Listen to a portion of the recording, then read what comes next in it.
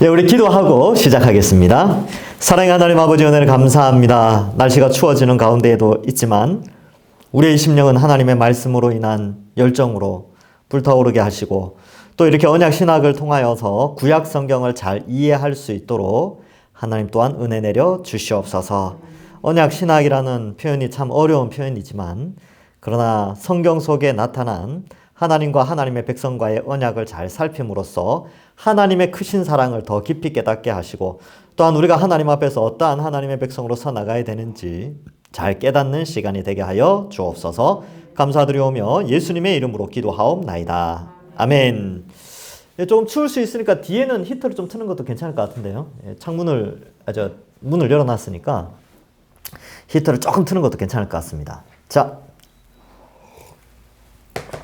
22페이지 아브라함 언약. 아브라함 언약 서론. 아브라함 언약의 배경 이렇게 되어 있는데 서론에 들어가기 전에 한번 이제 점검을 해봅시다.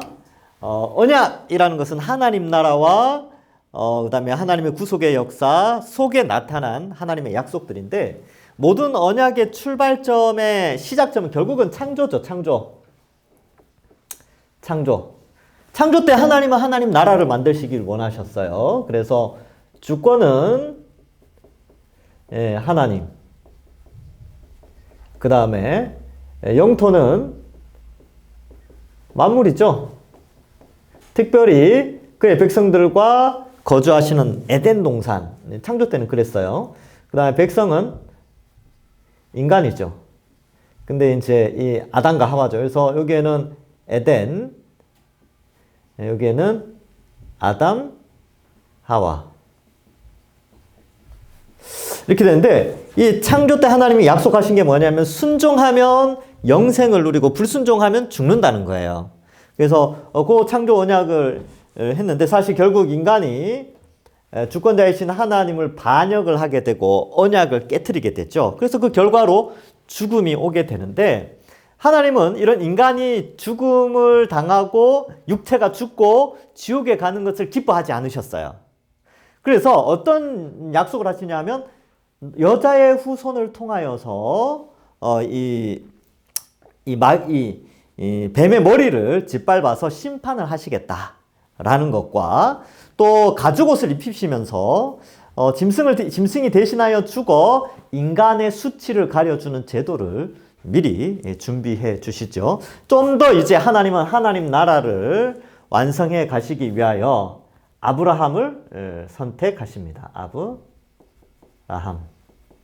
그래서 아브라함과 언약을 맺으세요. 그 다음에 시내산에서 또 언약을 맺으십니다. 이때는 개인이지만 시내산에서는 한 나라, 한 민족 전체, 한 200만 되는 인구와 하나님이 또 언약을 맺으세요.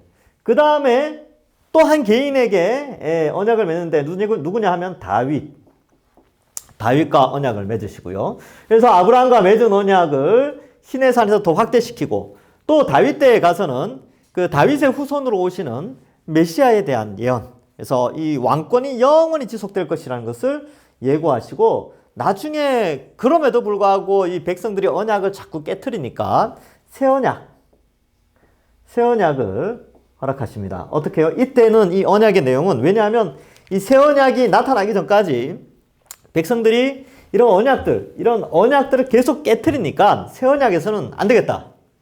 성령을 너희 속에 주어서 이 언약을 깨트리지 않도록 성령이 새 마음과 새 영을 너희에게 주어서 율법을 성취할 수 있도록 그렇게 해주겠다라고 약속을 하십니다. 그래서 새 언약이죠. 근데 이 모든 것을 성취하신 분이 바로 예수 그리스도입니다. 그래서 예수 그리스도의 이 땅에 오심과 십자가와 부활을 통하여서 이 모든 약속들이 성취가 되어지는데 그러나 아직 완성되지는 않은, 이미 성취되어졌지만 아직은 아닌 그런 상태가 되죠. 그러면 여기에서 이 창조의 언약 가운데 좀 더 구체적으로 하나님은 아브라함을 통하여서 하나님의 나라를 회복하게 하시는 약속을 합니다. 그래서 언약, 하나님 나라, 그 다음에 구속사, 이 세 가지는 같이 맞물려서 돌아간다고 말씀을 드렸습니다. 그럼 오늘 이제 중요한 아브라함, 우리가 구약 성경에서 이 아브라함 파트가 굉장히 중요합니다. 그래서 지금 창세기 얼마 전까지 이훈 전도사님은 이 창조 언약과 좀 관련된 것들을 많이 설교를 해요.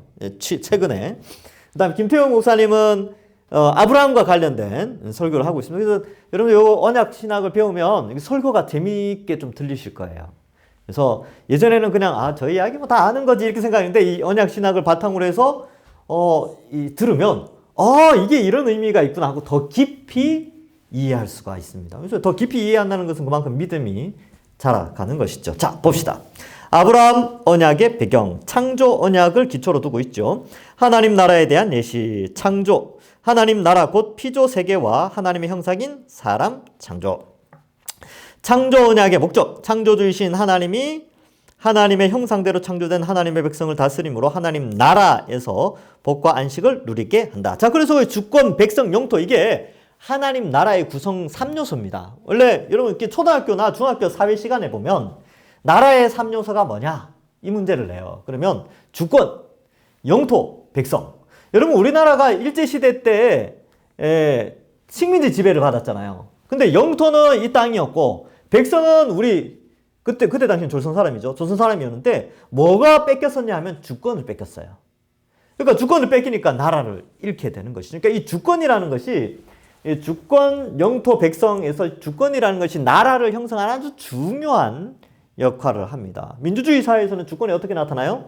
민주주의 사회에서는 사람들이, 국민이 주권자예요. 그래서 입법, 행정, 사법을 국민이 결정을 하게 되는데 사람이 워낙 많으니까 대표자를 세우는 것이죠. 그래서 행정은 대통령, 입법은 국회의원, 사법은 대법원 이런 데서 법원에서 이 모든 것을 집행하게 됩니다. 이게 분리돼 있어요.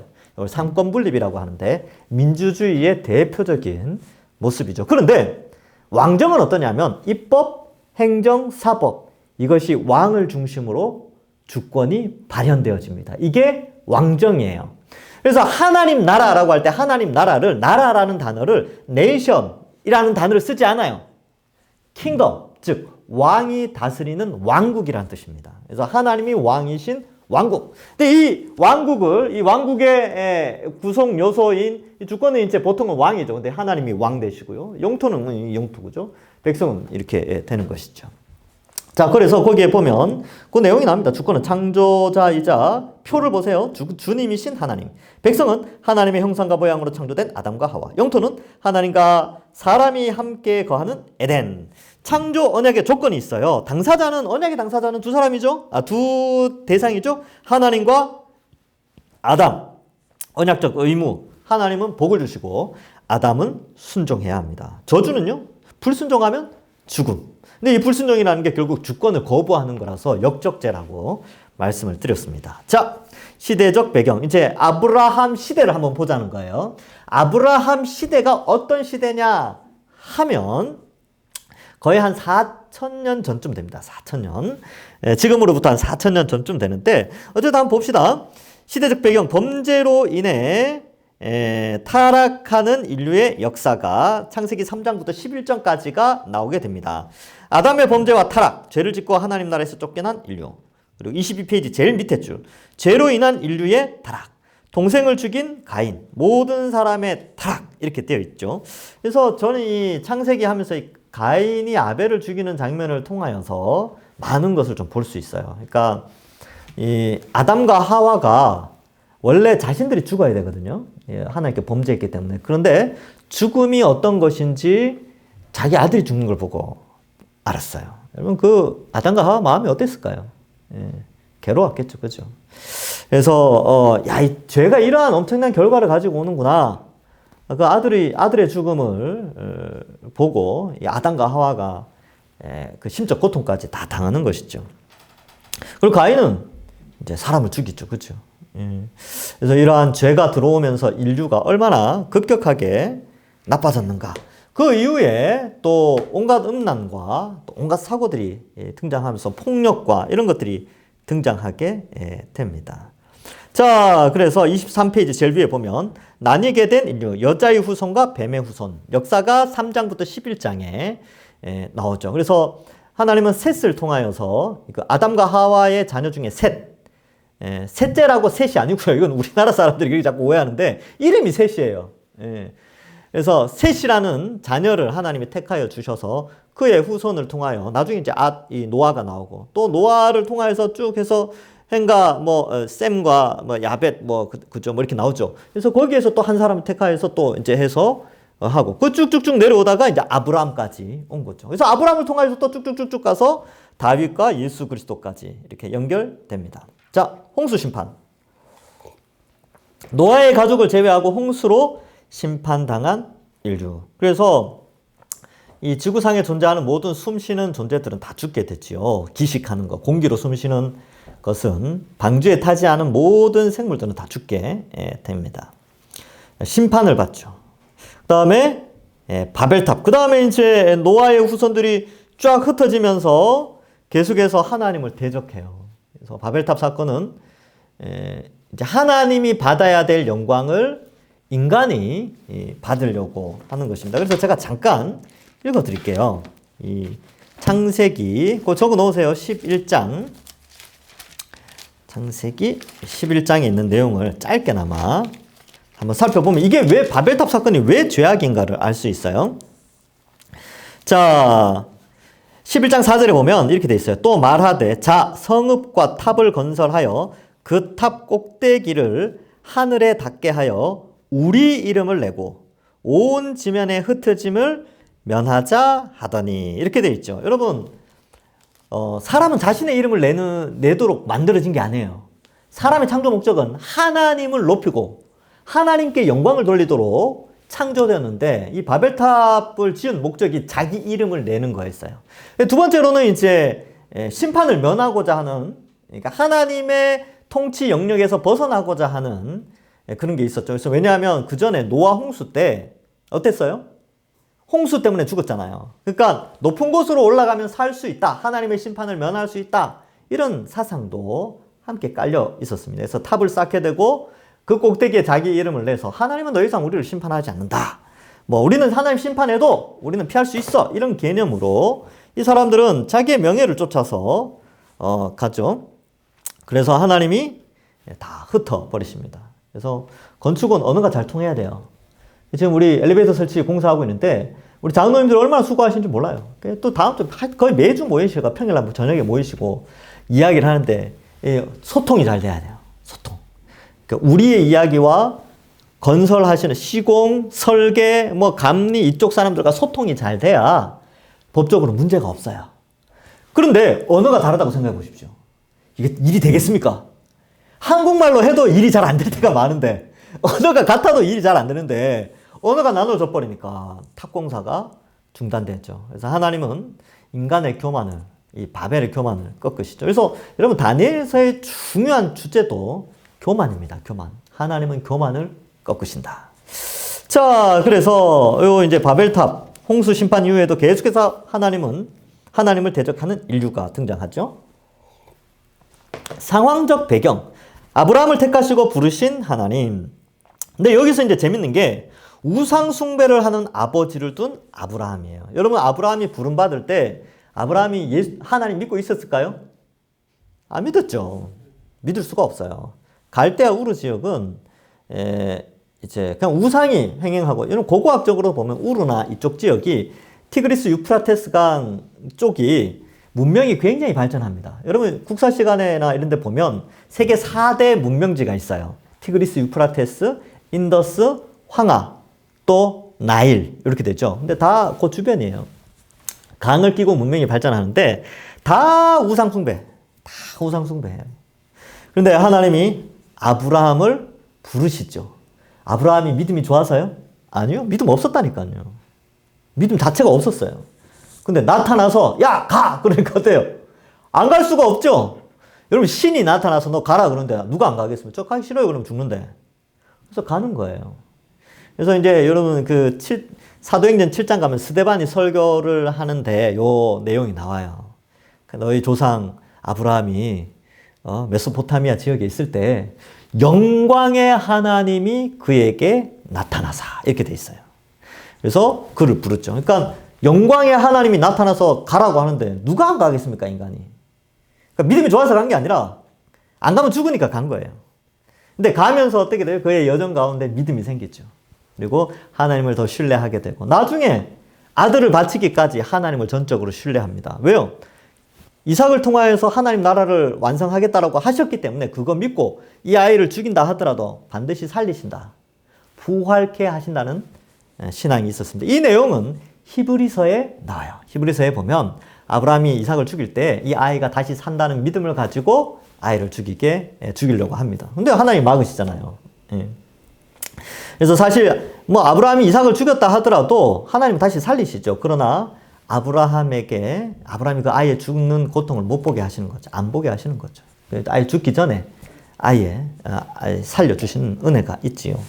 자, 어쨌든 아브라함의 배경은 그렇게 대단하지 않습니다. 요수아 24장 2절에 보면 요수아가 모든 백성에게 이르되 이스라엘의 하나님 여호와께서 이같이 말씀하시기를 옛적에 너희 조상들 곧 아브라함의 아버지 나홀의 아버지 데라가 강 저쪽에 거주하여 다른 신들을 섬겼으나 이렇게 되었죠. 있지요. 자녀를 생산할 수 없는 아브라함 부부. 창세기 11장 30절에 보면 사레는 임신하지 못함으로 자식이 없었더라. 창세기 18장 11절에 보면 아브라함과 사라는 나이 많아 늙었고 사라에게는 여성의 생리가 끊어졌는지라 이렇게 되어 있죠. 생물학적으로 출산 불가능이에요. 나이가 많았고 여러분 출산을 해도요. 이때 당시에는 분유나 이런 게 없었어요. 그럼 젖을 먹여야 돼요. 근데 90 넘은 여자가 출산도 출산이 있겠지만 그 애를 어떻게 키웁니까? 젖을 어떻게 물려요? 저만 물립니까? 신경을 써야 되잖아요. 체력이 있어야 돼요. 근데 90이 넘었는데 어떻게 했을까? 불가능한 것 같은 그런 상황인데 하나님이 아이를 가지고 출산을 하고 기를 수 있는 체력까지 허락하셨어요. 하여튼 뭐 놀라운 은혜죠. 그래서 아브라함이 부름을 받을 수 없는 상태에서 불렀고요. 사레가 출산하여 양육할 수 없는 상태에서 출산하고 양육할 수 있도록 하셨어요. 무에서 유를 창조하시는 하나님. 그러니까 하나님이 하나님 백성을 택하는 방식이 있는데 우리는 어떻습니까? 우리도 똑같죠. 우리도 허물과 죄로 죽었던 자예요. 에베소서 2장 1절에 보면 허물과 죄로 죽었던 자인데 죽은 자는 스스로 살아날 수 있습니까? 없습니까? 없지요. 그런데 사람을 만드신 하나님은 다시 살릴 수 있잖아요. 그거를 예수님 오셔서 보여주셨죠. 나인성 과부의 아들 살리는 거, 나사로 살리는 거, 뭐 그죠? 뭐 또 백부장의 딸 살릴 때 그 살리는 거 보면서 예수님은 창조주구나 이걸 우리에게 알려주는 거거든요. 그러니까 창조주는 하실 수 있어요. 그러니까 죽은 자와 같은 몸에서 자녀를 출생하게 하고 정말 자격 없는 아브라함을 통하여서 하나님 백성 되게 하시는 무에서 유 없던 믿음 자체가 없던 있을 수도 없고 스스로 가질 수도 없던 인간에게 믿음을 주셔서 백성을 삼으시는 하나님의 능력을 나타내고 있습니다. 그래서 아브라함 불렀어요. 그리고 상황은 이렇다. 이랬죠. 그래서 이번에 보면 아브라함 언약의 중요성이 나옵니다. 아브라함 언약으로 본격적인 하나님의 구원 역사가 시작되지요. 저주받은 인류에게 구원의 은혜가 임한다.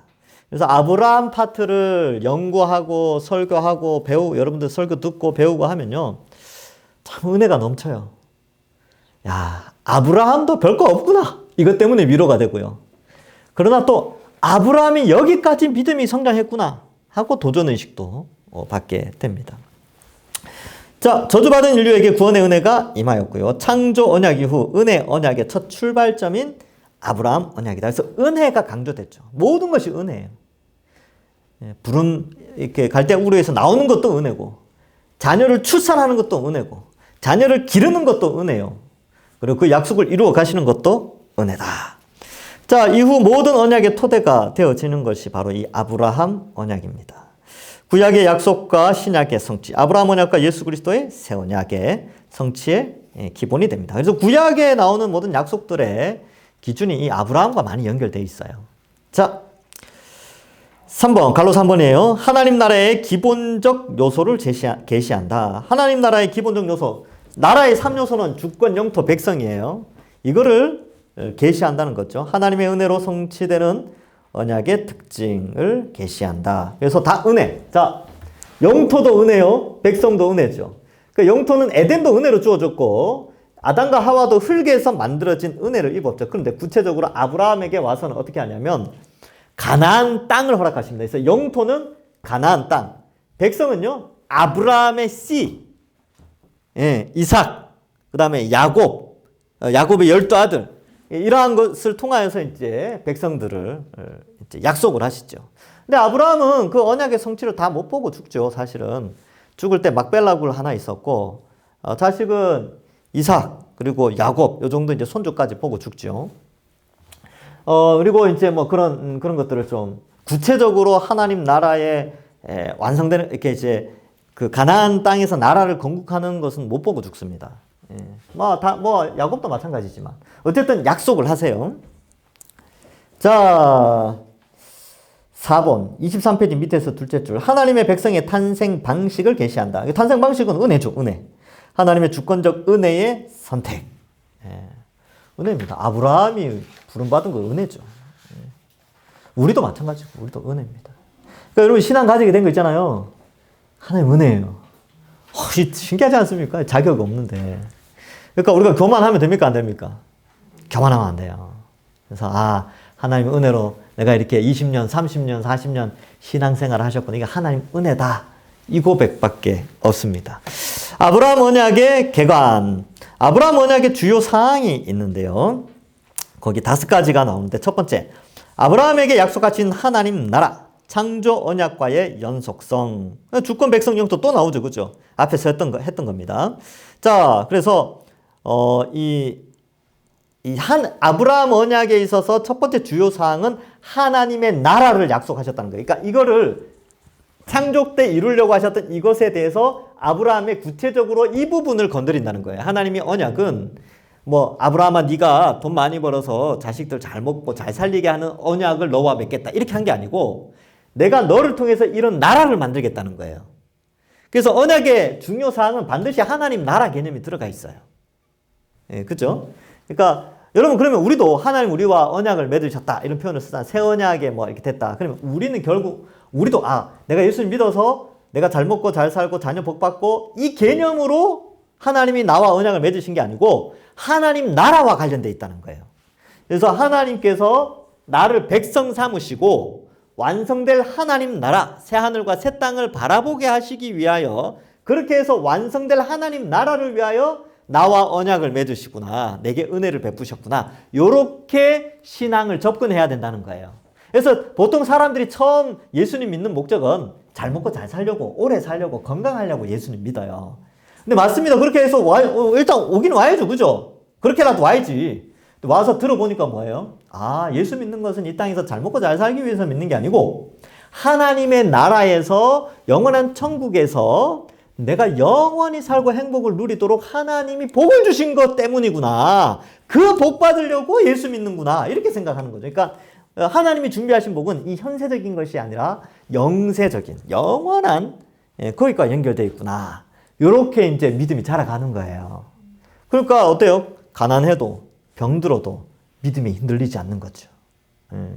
근데 전에도 몇 번 말씀드렸는데 잘 먹고 잘 살기 위해서 예수님 믿으면요. 나중에 못 살고 아프면 교회 떠납니다. 왜냐하면 이거 하나님 믿는데 왜 이렇게 되냐 이렇게 생각하니까. 근데 그런 목적으로 우리가 예수를 믿는 게 아니기 때문에 아파도 조금 가난해도 믿음 생활 잘하게 되는 것이죠. 흔들리지 않는 겁니다. 자, 두 번째 신실하신 하나님의 계시하는 신실하신, 그러니까 흔들리지 않는, 그러니까 변함없으신 하나님을 계시하는 언약 체결식. 언약의 의무와 저주가 계시된 체결식. 하나님 홀로 지나가신 체결식. 이거는 창세기 15장에 나와요. 그러면 하나님이 아브라함에게 약속을 지켜주겠다라는 의식으로 동물을 쪼개게 하시고, 이제 그 장면 나오죠. 해질 때쯤 되니까 솔개들이 막 날라오니까 아브라함이 쪼갠 그 짐승 사이에서 새들 막 쫓아내잖아요. 솔개라고 돼 있죠. 지금 번역에는 어떻게 되는지 모르겠습니다. 하여튼 옛날에 그렇게 되는데, 그 육식 조류들이 그 짐승의 피 냄새를 맡고 육식 조류들이 막 돌아다니니까 아브라함이 막 쫓았어요. 막 쫓았는데 이제 그 가운데 하나님이 임재해서 동물 사이로 쑥 지나가죠. 근데 원래 아브라함도 지나가야 되는데 아브라함은 지나가지 않습니다. 하나님이 지나가고 언약은 아브라함의 후손들이 어겼는데 벌은 하나님이 지나갔기 때문에 예수 그리스도를 통하여서 그 언약의 벌을 예수님이, 언약을 어긴 벌을 예수님이 받는 거예요. 형벌을 대신 받는 거죠. 그래서 언약 이야기할 때 언약은 이 아브라함 언약 창세기 15장에 나오는 내용들이 15장, 17장 이런 데에 나오는 내용들이 다 연결되어져 있습니다. 그래서 언약 체결식. 언약 체결식이 17장인가요? 뭐 하여튼 그쯤에 나오죠. 그래서 그러한 장면들을 우리가 알 수가 있는 것입니다.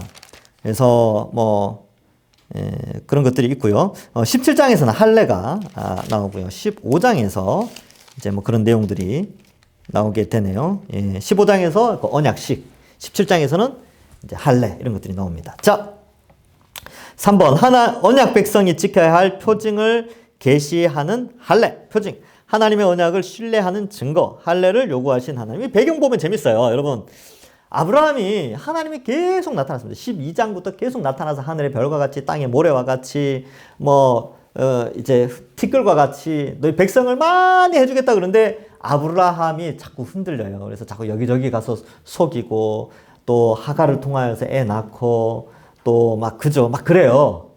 약속을 받았는데도 연약하죠. 그러니까 하나님이 어떻게 하냐면 야, 내가 너와 언약한 거 그거 좀 기억했으면 좋겠다. 그래서 뭘 하느냐면 하나님이 언약을 지켜주겠다라는 표시와 아브라함이 하나님의 그 약속을 믿겠습니다라는 표시로 할례를 행하는 거예요.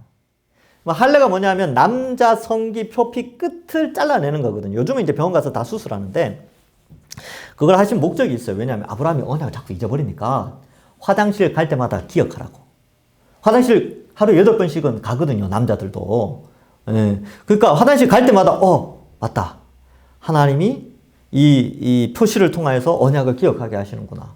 그래서 할례 받는 겁니다. 할례의 표시예요. 나중에는 이제 그리스도께서 오셔서 그리스도의 할례를 하시죠. 우리 마음속에 성령을 부어주시는데 그것을 그리스도의 할례라고 이제 골로새서인가 어디에선가 표현하고 있어요. 근데 어쨌든 할례의 목적은 언약에 대한 기억, 그리고 언약 백성이라는 표시, 그걸 표시하는 이유는 언약을 지키겠습니다라고 하는 언약 백성의 결단, 뭐 그런 것들이죠. 그래서 이걸 뭐 또 세례와 연결시키기도 합니다. 어쨌든 그래서 할례 받는구나. 이해하시죠? 근데 그 할례가 구원을 일으켜 줍니까? 아니에요. 할례는 구원을 일으키는 게 아니라 하나님의 사랑을 기억하라는 거예요. 할례 받았다고 할례는 받았는데 하나님 언약이나 이런 걸 전혀 기억하지 않고 자기 마음대로 살아. 그 사람 구원 못 받죠. 그래서 신약 시대에 오면 그러잖아요. 표면적 할례를 받는 것이 중요한 게 아니라 이면적 할례를 받는 것이 중요하다. 마음의 할례를 받아야 된다. 그렇게 표현하는 것입니다. 어쨌든 할례는 언약 백성의 표시다. 표시일 뿐이지 구원의 조건은 아니에요. 자, 4번. 언약의 모형적 성취로 드러나는 아브라함의 삶, 주권 백성 영토. 주권은 아브라함과 함께 하시는 하나님. 백성은 족장들. 그래서 영토는 막벨라굴. 뭐 이렇게 되는데 아브라함, 이삭, 야곱 기껏 해봐야 하나님이 그 넓은 가나안 땅을 허락하셨음에도 이들이 죽을 때는 막벨라굴. 여기에 죽었어요. 그거밖에 없었어요. 그것도 돈으로 사 죽었죠. 근데 하나님은 그의 후손, 나중에 이제 한 400년 지나서 이 약속을 실제로 지켜주시죠.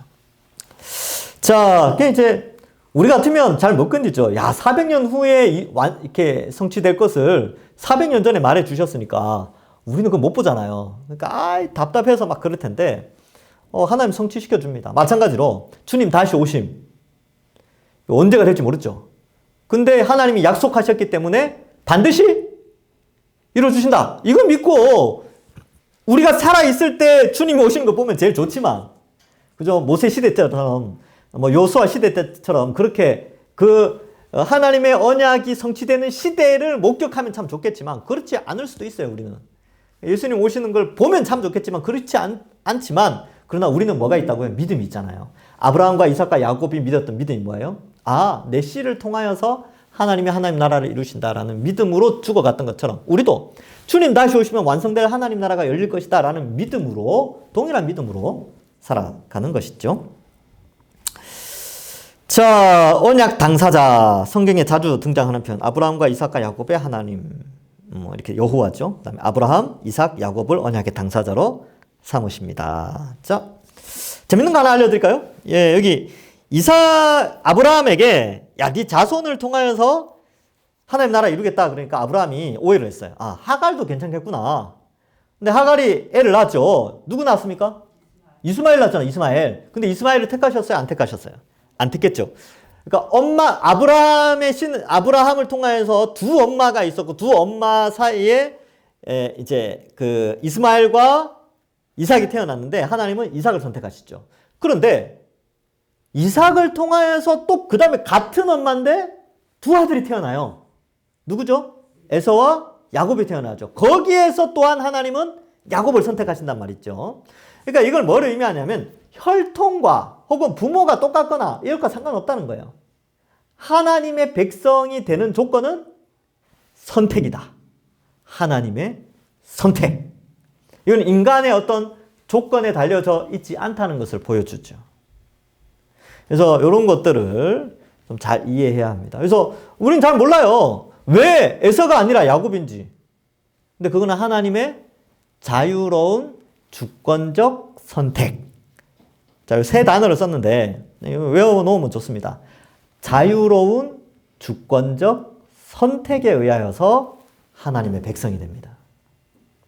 근데 이제 제가 이제 배웠던 이한수 교수님이라고 원래 그 선교 헌신 예배 때 제가 모시려고 합니다. 이한수 교수님이 쓴 언약 신학과 바울 신학.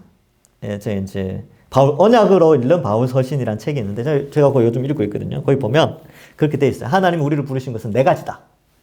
첫 번째 자유로운, 그 다음에 주권적인 선택인데 그것은 창조적이다.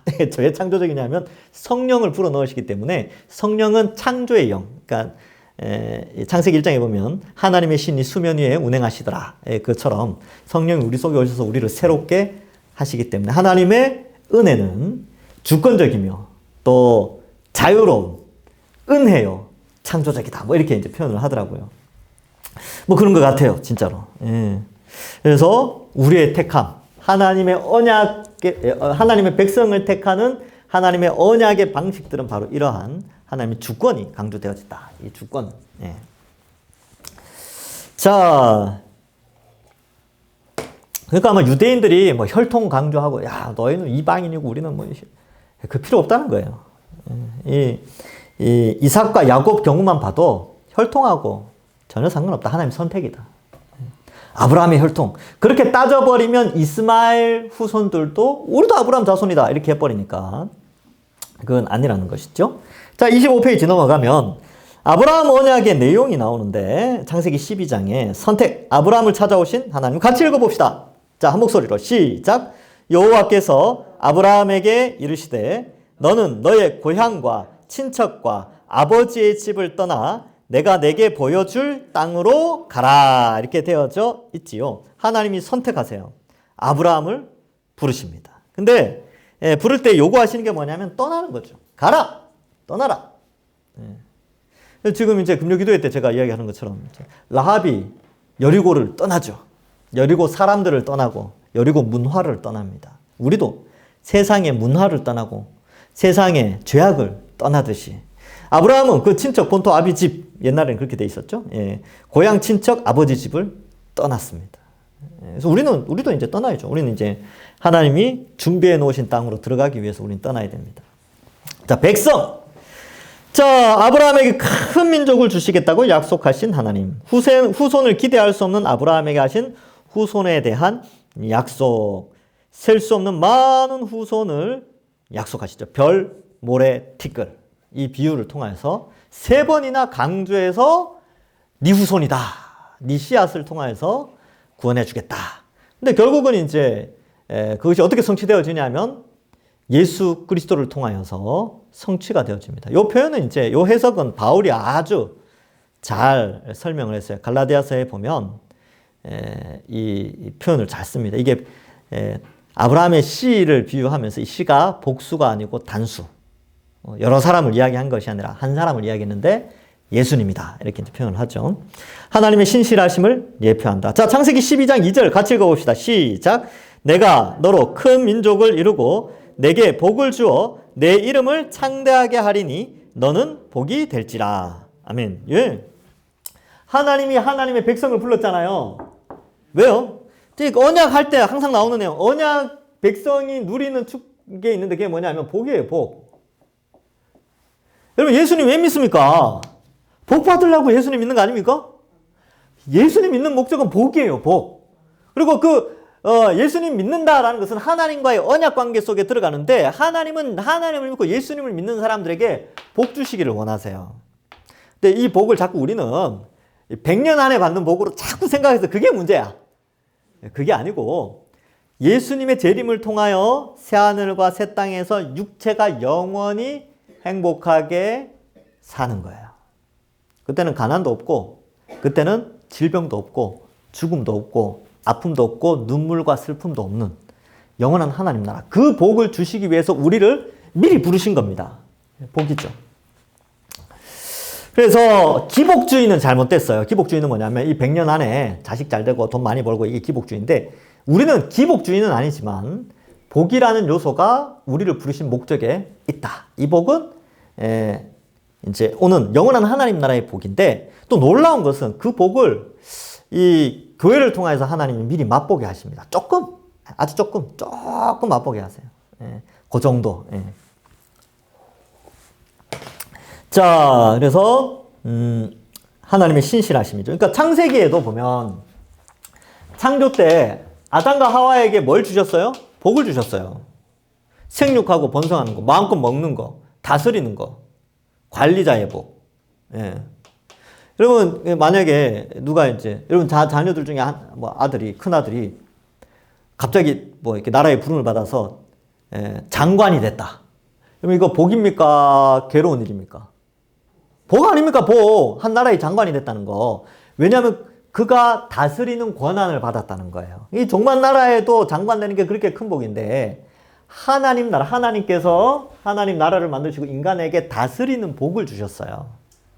그 얼마나 큰 복입니까? 그러니까 예수님도 오셔가지고 하나님 나라의 복을 이야기할 때 문화 비유인가요? 그래서 너는 5골 다스리는 권한을 주고 너는 10골 다스리는 권한을 주겠다.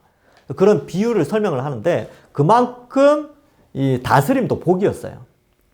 통치의 복이죠. 그런 것들을 좀 볼 수 있고, 창세기 12장 2절에 재밌는 것은 네 이름을 창대하게 하리니 이렇게 돼 있죠. 이거 바벨탑이랑 반대죠. 반대 개념인, 하여튼 바벨탑은 어땠어요? 사람들이 스스로 우리 이름을 탑 꼭대기에 내자 그랬잖아요. 근데 하나님이 아브라함을 딱 불러서, 아니, 내가 네 이름을 창대케 해주겠다. 바벨탑은 인간이 스스로 자기 이름을 창대하게 하려고 해서 교만한 거고요. 하나님이 그 사람을, 아브라함을 택해서 네 이름을 창대케 해주겠다. 그 사람의 이름을 높여주는 것은 하나님의 손에 달려있어요. 요 차이점. 그러니까 이게 11장과 12장의 차이점인데, 요런 한 단어를 통해서 대조를 이루는 것을 보는 것도 참 재미가 있습니다. 창세기는. 자, 3번 영토. 아브라함에게 땅을 주실 것을 약속하신 하나님. 언약 백성이 거룩하고 풍성하게 살아갈 가나안 땅을 약속하신 하나님. 자, 창세기 15장 18절부터 21절 읽어볼까요? 시작. 그날에 여호와께서 이르시되 내가 이 땅을 애굽 강에서부터 그 큰 강 유브라데까지 내 자손에게 주노니 곧 겐 족속과 그니스 족속과 감몬 족속과 헷 족속과 브리스 족속과 르바 족속과 아모리 족속과 가나안 족속과 기르가스 족속과 여부스 족속의 땅이니라 하셨더라. 아멘. 이게 참 황당하죠. 지금 어때요? 하나님이 뭐라고 말씀하시냐면, 야, 지금 그 땅들 다른 민족이 다 차지하고 있어. 지금 그 민족들이 땅을 차지하고 있어요. 근데 아브라함은 군사력이 그렇게 강하지 않습니다. 318명. 그것도 나중에 돼서 이제 부가 좀 부유해져서 그렇게 된 거죠. 처음에 부름받을 때는, 자기 식구들하고 그죠? 롯밖에 없었어요. 그래서 그게 나왔죠. 그죠?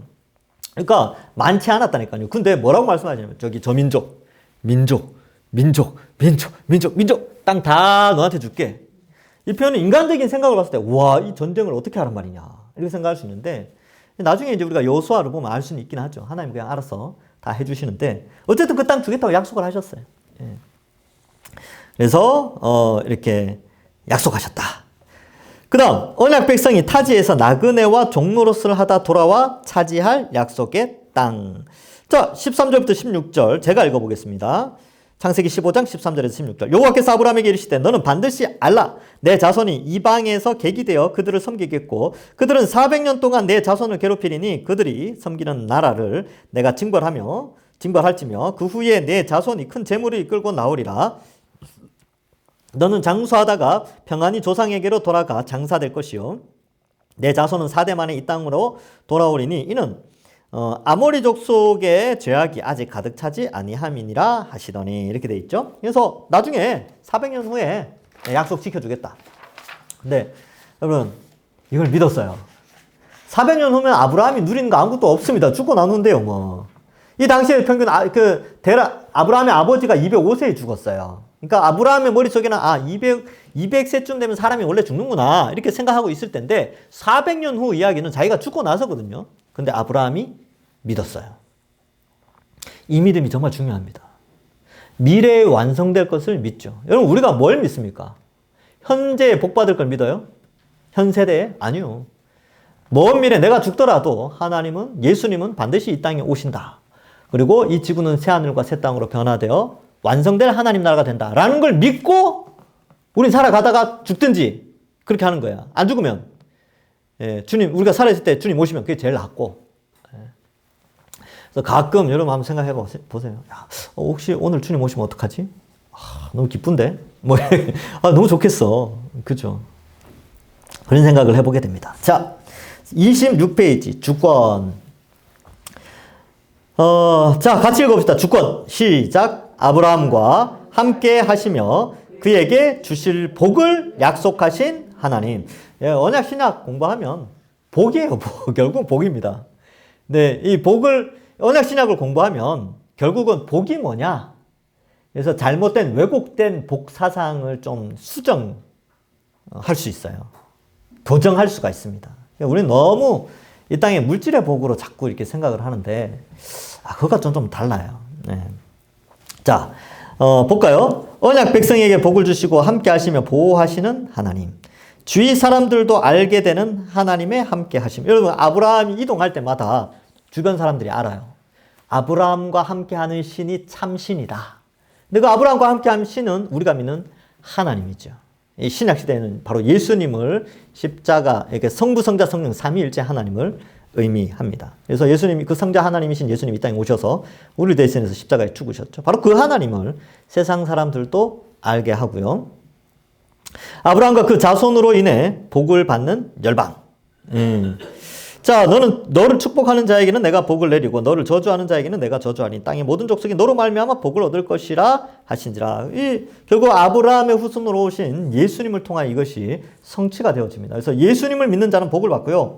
예수님을 저주하는 자는 저주를 받게 됩니다. 뭐 그렇게 되는 것이죠. 그래서 이 약속도 성취하세요. 예수님을 통하여서. 그러니까 여러분들 예수님 믿고 있기 때문에 복 받은 사람들이에요. 자꾸 우리는 나는 왜 이렇게 복 못 받았나 생각하는데 아니요, 다 복 받았다니까요. 예수님 믿은 것 자체가 복이에요. 79억 5천만 명 중에 그 중에서 예수 믿는 사람이 몇 억 안 돼요. 몇 퍼센트 안 되면 10%도 안 되죠. 한 5% 될까요? 전 세계에서. 그 속에 들어갔다니까요. 이 복을 받았어요. 땡 잡은 거죠. 땡 잡았어요. 로또 이런 거 부러워하지 마세요. 써봤자 죽을 때까지 써봤자 50년 더 쓰겠습니까? 우리는 영원히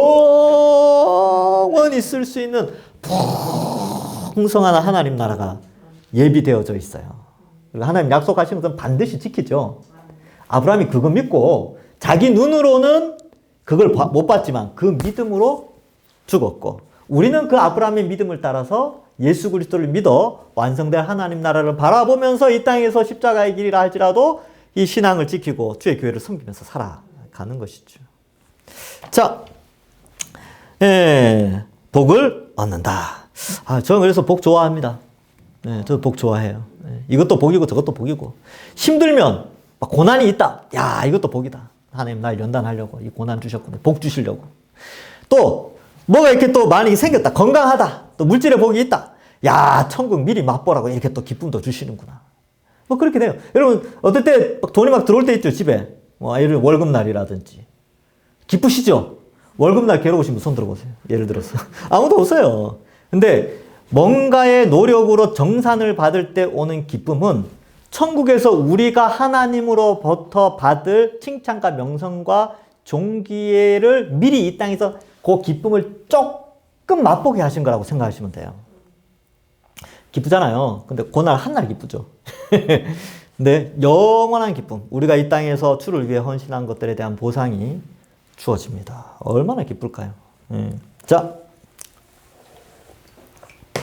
아브라함 언약의 체결, 창세기 15장. 조금만 더 할게요.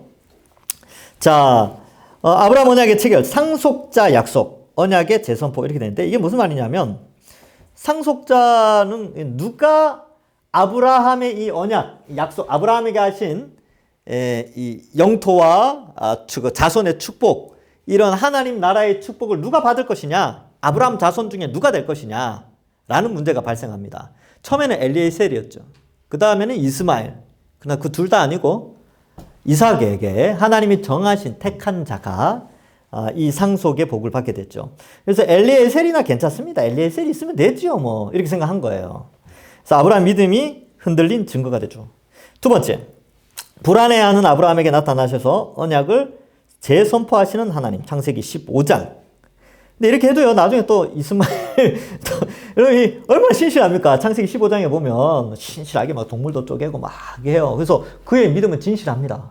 15장에서의 믿음은 진실하다니까요. 근데 나중에, 사라의 말을 듣고 또 흔들려요. 그러니까 우리랑 비슷하지 않습니까? 우리가 주를 위해서 살겠습니다 할 때 그때 그것이 진짜예요, 아니에요? 진짜잖아요. 진짜 그런 마음으로 하죠. 근데 시간이 지나면 또 어떻습니까? 또 흔들리죠. 흔들리는 것도 흔들리는 거예요. 연약해진 거죠. 근데 또 나중에 또 어때요? 또 강해지고. 아브라함도 똑같이 그랬습니다. 아브라함을 보면 위로가 돼요. 저도 주를 위해서 살겠습니다라고 하다가 또 어떨 때는 흔들리고, 아휴, 내가 이것밖에 안 되는구나. 근데 또 아브라함 보면, 그래도 하나님 또 쓰시는 거 보면, 하나님 또 다시 한번 또 결단하고, 또 이렇게 하고, 이게 반복이 계속돼요. 그래서 창세기 15장 2절부터 5절에 보면 그 내용이 나오는데 3절에 보시면 이렇게 나와요. 15장 3절 같이 읽어보겠습니다. 시작. 아브라함이 또 이르되 주께서 내게 씨를 주지 아니하셨으니 내 집에서 길린 자가 내 상속자가 될 것이니이다. 이렇게 되죠. 이게 엘리에셀이에요. 그러나 하나님 말씀하시죠. 4절에 보면 여호와의 말씀이, 같이 읽어보겠습니다. 시작. 여호와의 말씀이 그에게 임하여 이르시되 그 사람이 내 상속자가 아니라 내 몸에서 날 자가 내 상속자가 되리라 하시고. 그래서 5절에 보면 이제 별 보여주고 이런 거 나오죠.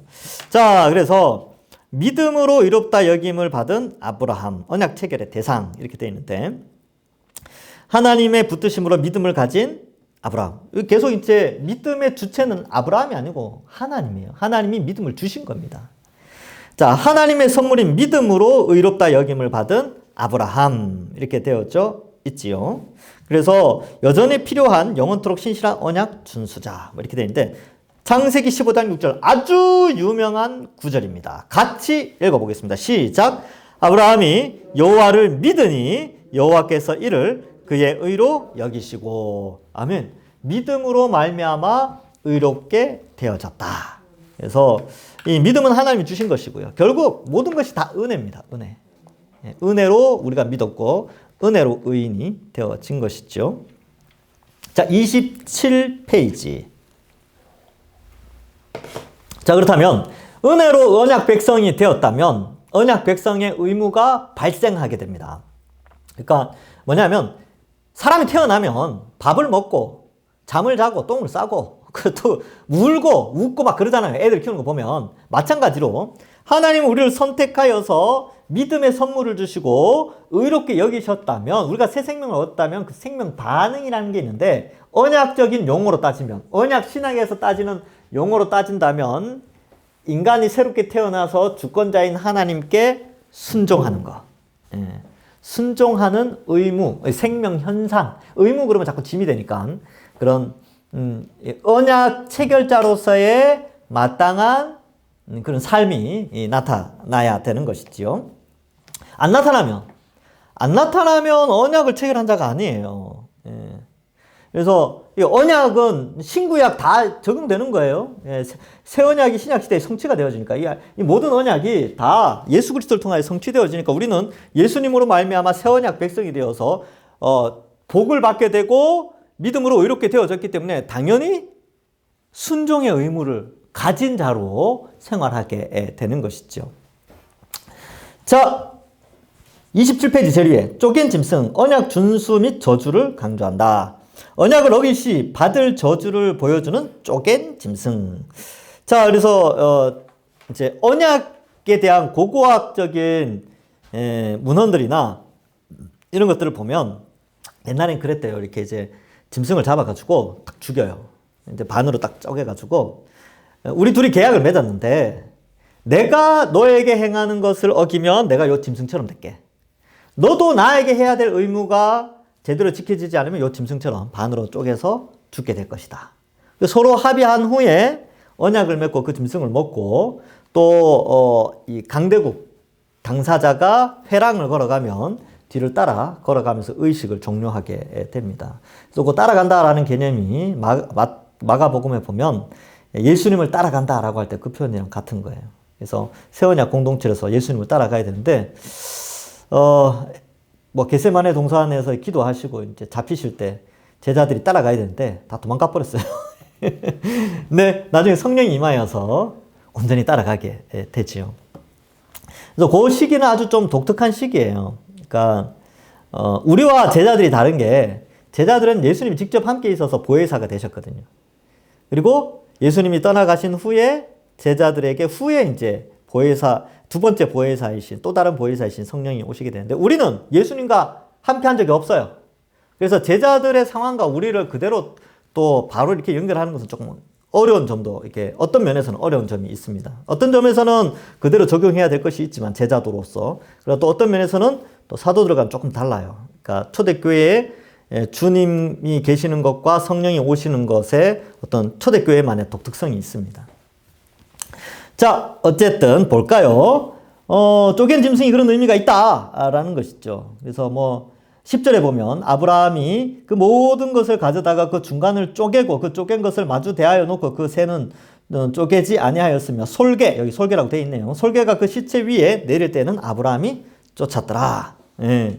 자, 그렇게 해서 이제 언약을 하나님과 맺게 됩니다. 쪼갠 짐승 사이로 홀로 지나가신 하나님. 아, 이 부분이 중요한데, 이 부분이 예수 그리스도와 좀 연결되거든요. 그래서 이 부분은 다음 주에 제가 하도록 하겠습니다. 오늘이 11월 12일이죠. 오늘은 여기까지. 혹시 질문 있습니까? 질문은 마치고 나서 하셔도 괜찮겠습니다. 정리를 하면 그렇습니다. 창조 때 하신 언약, 그러니까 창조 때 하나님이 창조하신 목적은 하나님 나라를 이루기 위해서요. 근데 문제가 발생하죠. 인간이 범죄함으로 말미암아 이 나라의 축복을 누리지 못하게 됩니다. 그러나 하나님은 인간을 사랑하셔서 이 복을 인간들이 누릴 수 있도록 약속을 하시죠.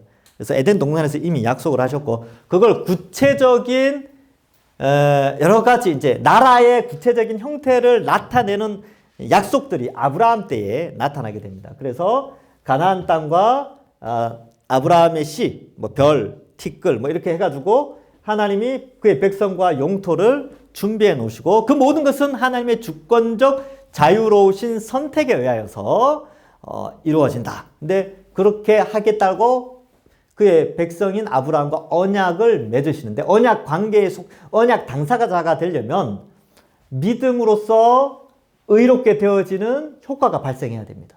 그래야 언약을 맺을 수 있죠. 그래서 하나님이 나타나셔서 믿음을 주시고 믿음의 선물을 주시고 은혜로 그를 불러서 약속의 땅으로 들어가게 하시고 지키시고 보호하시죠. 그런데 언약의 당사자인 본인은 어때요? 언약에 신실하기 위해서 아브라함은 순종의 의무가 있는데 사실 그의 삶을 추적해보면 순종을 잘 못해요. 그런데 어때요? 하나님은 언약에 신실하시니까 자신이 언약을 지키기 위해서 아브라함은 부족해도 끝까지 붙잡고 그를 지키십니다. 그의 믿음을 자라게 하세요. 이 믿음의 굴곡이 있음에도 불구하고. 그래서 이것도 은혜다. 이것을 우리에게 보여주면서 왜요? 복받게 하려고. 근데 이 아브라함의 복이 예수 그리스도를 통하여 완전히 성취되어져서 전 인류에게 이 혜택을 주시고 우리가 지금 그 혜택을 누리고 있습니다. 우리도 하나님의 언약 백성으로서 이 복을 누리도록 하시는데 우리에게도 역시 언약 백성으로서 당사자로서의 순종해야 될 의무도 주어져 있다. 의무는 뭐예요? 성경 66권에 나오는 하나님 뜻을 알고 순종하는 것이죠. 예, 그래서 순종해서 언약 당사자로서 구원받는 게 아니고 언약 당사자가 되었으니까 순종하면서 자라가야 된다. 이것을 좀 알 필요가 있습니다. 어쨌든 순종보다는요. 순종이 힘든 것보다는 순종으로 말미암아 받는 복이 너무너무 크다는 거. 이 사실을 아시고 믿음 생활 우리 모두 같이 잘 한번 해봅시다. 예, 기도하겠습니다. 우리 잠깐 같이 기도할까요? 하나님, 나 같은 죄인을 정말 죽은 자와 같은 나를 택하여 주셔서 믿음 주시고 하나님 백성 삼아 주신 것 첫 번째 감사하고요. 두 번째, 저도 하나님의 언약 백성임을 알고 하나님 나도 하나님 말씀에 순종하며 주권자이신 하나님의 뜻에 순종하며 살아가는 자가 되게 해달라고, 믿음이 더 성숙하고 자라게 해달라고 이 시간 요 두 가지 감사의 기도와 다짐의 기도를 짧게 하도록 하겠습니다. 함께 기도하겠습니다.